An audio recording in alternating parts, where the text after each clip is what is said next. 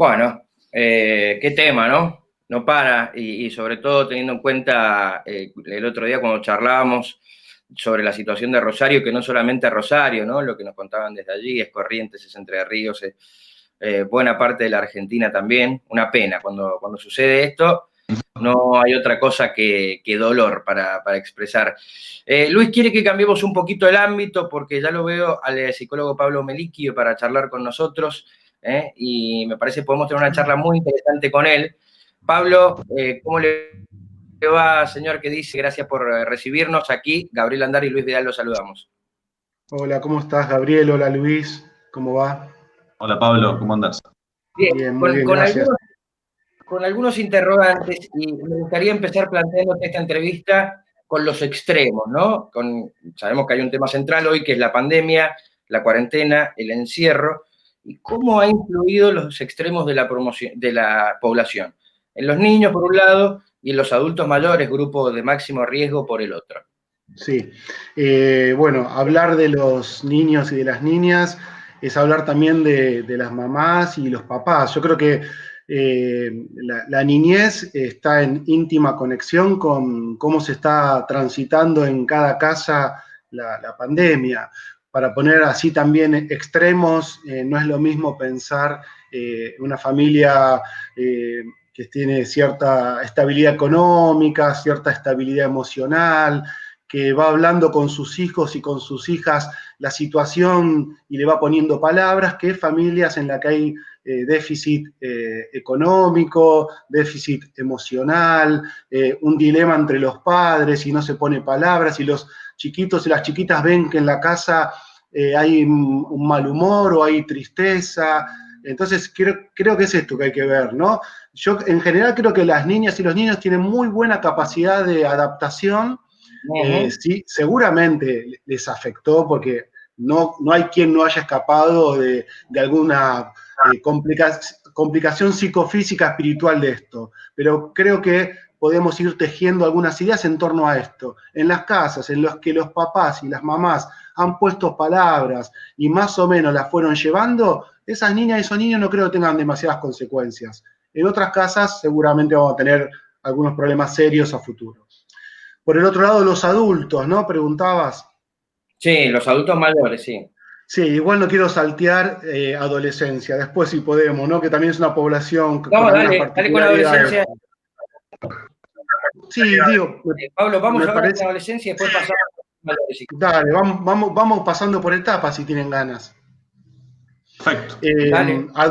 Adolescentes, creo, hace poco escribí algunos artículos discutiendo con alguna información que está circulando, en la que dice que 8 de cada 10 adolescentes está con síntomas de depresión.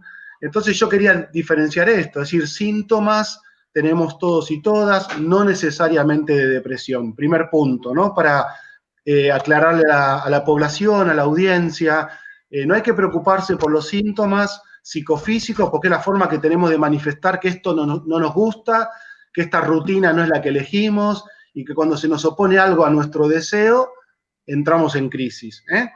Ahora, no necesariamente estos síntomas van a desencadenar en patologías. Está aclarado esto. En cuanto a los adolescentes y digamos, la población adolescente, va en oposición a lo que necesita en la vida. La adolescencia es conquistar las calles, la adolescencia es desprenderse de la autoridad de los padres y están conviviendo en las casas con sus papás, con sus mamás. Entonces, es una población que tiene esta vulnerabilidad psicoemocional porque están donde no tienen que estar. Adultos, más o menos lo que decía hace un rato, si en esa casa hay cierta posibilidad de trabajar y una economía más o menos que estable y se hablan las problemáticas que aparezcan, va a ser sin grandes consecuencias. Paso rápido. Nuestras viejas y nuestros viejos, hay un problema muy serio ahí, ¿no? Porque ya son 5 meses. Uno podría pensar que nosotros tres tenemos mucha vida por delante, digamos, en el plano biológico, por lo menos esperamos, podemos decir, bueno, lo que no hacemos ahora lo hacemos el año que viene, entendiendo igual que la vida es eventualidad. Pero los viejos y las viejas tienen el límite biológico y por otro lado el riesgo real de que en el caso de ellas y ellos la pandemia, o el coronavirus mejor dicho en este sentido, puede ser mortal. Uh-huh. Pablo, ¿cómo nos preparamos para salir de esto? Porque se habla mucho de la hora, se habla mucho yo tengo una niña de 3 años y ella pide por sus compañeritos de jardín y quiere ir a la plaza, es lo que más extraña la plaza. Pero ¿cómo nos preparamos para salir? Claro, buena pregunta. Yo creo que vamos a empezar, por ejemplo, acá en Buenos Aires está bastante complicada la situación, pero despacito, bueno, se puede ir saliendo. Acá en provincia de Buenos Aires, a partir del lunes, las actividades al aire libre, deportivas, individuales, también se va pudiendo. Es decir, creo que vamos a ir saliendo despacio. Esto es progresivo, ¿no? Es como si pones un cuerpo del calor al frío, ¿no? Se va a resquebrajar, o del frío al calor. Esos cambios abruptos en las temperaturas afectan a los cuerpos y a nuestros cuerpos psicofísicos, emocionales, los cambios abruptos también. Pensemos que el inicio de la cuarentena, la más rígida, ¿no? Afectó mucho a nuestros cuerpos, ¿sí? A nuestro psiquismo, a nuestra espiritualidad. Lo mismo una salida abrupta, ¿eh? Si salimos todos de golpe, todas de golpe, también va a afectar. Creo que hacer las cosas de manera paulatina, si podemos, va a ser determinante para también ponernos a prueba, ¿no? Ver cómo nos sentimos afuera, cuánta paranoia nos quedó, cuánto miedo al contagio. En ese sentido, creo que yo sugiero ir haciendo como salidas y entradas paulatinas. Bien. Si se puede, ¿no? Ahí nos preguntaba, mira, Raúl nos dejaba un comentario sobre la depresión por la escasez, me imagino, de contacto social, claro. Me parece en una franja etaria donde casi que son más importantes el grupo de pares que los padres, ¿no? Claro, sí, sí. Yo creo que lo importante acá para Raúl y para la audiencia, como dije hace un rato, es raro que alguien no desencadene un síntoma Claro. psicológico emocional, es raro. Yo creo, por eso una estadística dice 8 de cada 10. A mí me preocupan esos dos. Que A no. mí no me gustan las estadísticas, porque entonces yo te digo, bueno, ¿y esos dos? ¿Quiénes son esos dos que no tienen síntomas? ¿Están muertos? Claro. Entonces, yo creo que síntomas psicológicos, síntomas físicos, tenemos que tener, hay que dialogar en casa, tenemos que dialogar con uno mismo, entender que tenemos que estar manifestando el enojo que nos genera, ¿sí? la pandemia. Por otro lado, creo que el vector que desencadena mayor cantidad de síntomas es la incertidumbre.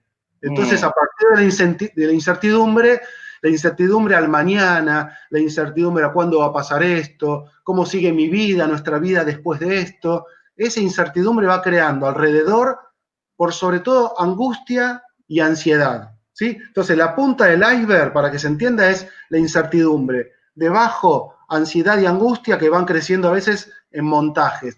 Esperable, natural. Si esto se pone demasiado, si crece mucho la angustia y la ansiedad, ya tengo un trastorno. Bueno, ahí después empezamos a dialogar patologías. Pero por ahora, síntomas. No a preocuparse si hay síntomas, son necesarios y esperables.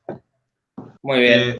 Pablo, déjame agregar una más. Esto de saber que hay vacuna, porque hasta hace un par de semanas atrás era como que no se sabía, pero hoy ya hay, tenemos el contacto, es como Gaby decía el otro día que nos ponían la zanahoria frente al burro. Tenemos un horizonte y vamos hacia eso. Podrá ser en noviembre, diciembre o marzo, pero vamos hacia eso. ¿Eso también ayuda? Sí, claro, por supuesto, saber que estamos cerca de que empiecen a circular la vacuna ayuda muchísimo porque ya no es la eventualidad algo incierto, algo que no sabemos qué va a pasar. Es decir, frente a lo que decía, que si el mayor, en la pirámide de nuestras emociones, la incertidumbre es la que nos altera más, saber que hay un horizonte cercano de una posible cura va a calmarnos. Obviamente que necesitamos que esto efectivamente suceda y ahí van a bajar mucho más las ansiedades y las angustias. Muy bien. Pablo, yo me quedaría mucho más charlando con vos. Los tiempos de los noticieros no son un poco tiranos, como se suele decir en televisión. Así que muchas gracias por esta primera charla con el Interactivo. No, no, un placer y lo que quede abierto y tengamos que seguir repensando, acá me encuentran, ¿eh? La verdad que es súper interesante la invitación, así que seguramente te vamos a convocar nuevamente. Bueno, un abrazo y que estén todos bien ahí, ¿eh? Igualmente, Gracias. Pablo.